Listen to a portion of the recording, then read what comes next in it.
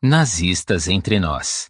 A trajetória dos oficiais de Hitler depois da guerra, de Marcus Gutermann. A apresentação.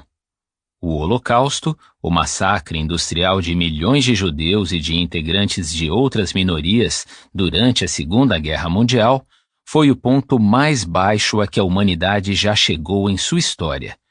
E foi graças a esse inominável crime que os nazistas ganharam um lugar especial entre os maiores vilões de todos os tempos.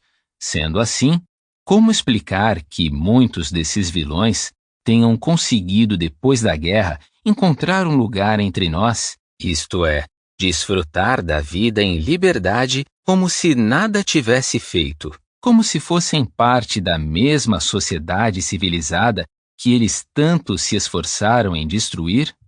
Este livro procura trazer as muitas respostas para essa inquietante pergunta. Aqui estão as histórias de alguns dos nazistas que, de alguma forma ou de outra, escaparam da justiça durante décadas e foram recebidos em diversas partes do mundo como cidadãos honrados e bons vizinhos. Em muitos casos, eles nem precisaram trocar de nome. E isso só foi possível porque, aos olhos de muita gente, os principais líderes nazistas já haviam sido punidos e a vida tinha de continuar. Afinal, a guerra já era coisa do passado. E era no passado que o regime assassino de Adolf Hitler e seus inúmeros cúmplices tinham de ficar. O que veremos nas próximas páginas é que esse esquecimento deliberado, que permitiu a muitos carrascos nazistas viverem em paz, serviu ao propósito de poupar energias e unir forças para a luta contra os comunistas na Guerra Fria. Afinal, os nazistas, que haviam combatido como poucos o perigo vermelho, foram não somente tolerados, como acabaram servindo, em muitos casos, como agentes de países democráticos para enfrentar a União Soviética.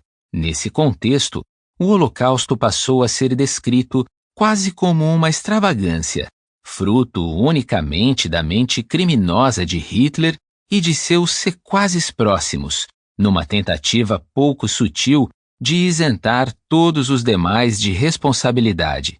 Esse conveniente acordo tácito, para aplacar consciências, permitiu que muitos nazistas se construíssem suas biografias depois da guerra, e já reintegrados à sociedade, ajudassem a circunscrever o Holocausto ao cantinho das curiosidades da Guerra Fria, como se o genocídio dos judeus não tivesse tido a participação de grande parte dos alemães e a colaboração de quase toda a Europa.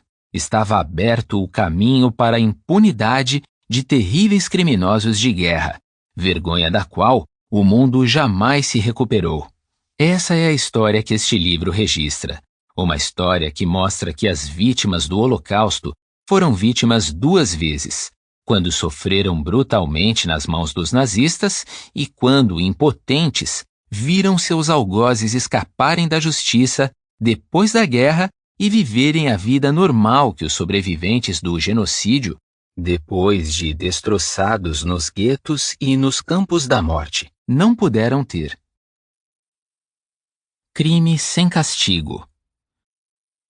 O julgamento de Nuremberg, que entre 1945 e 1946, depois da Segunda Guerra Mundial, condenou alguns dos mais importantes líderes da Alemanha nazista, deu ao mundo a impressão de que estava sendo realizada a necessária e urgente justiça contra os perpetradores daquele que é considerado o maior crime já cometido contra a humanidade, a Shoah ou Holocausto, o assassinato sistemático de entre 5 milhões e 6 milhões de judeus europeus, além de milhões de integrantes de outras minorias, em nome de um projeto psicopata de depuração racial.